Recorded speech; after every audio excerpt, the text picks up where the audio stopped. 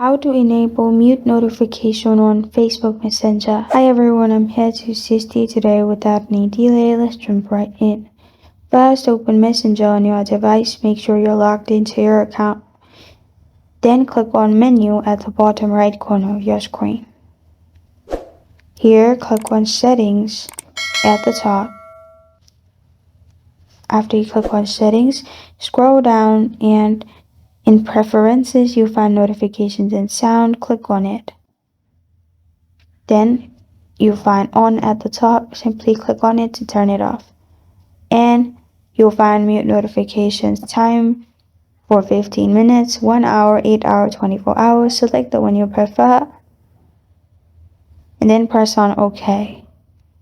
After you do this, mute it until the time at the top will be seen.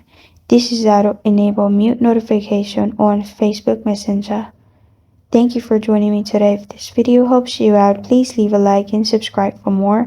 Got a question or want to suggest a topic? Comment below. Thank you for watching.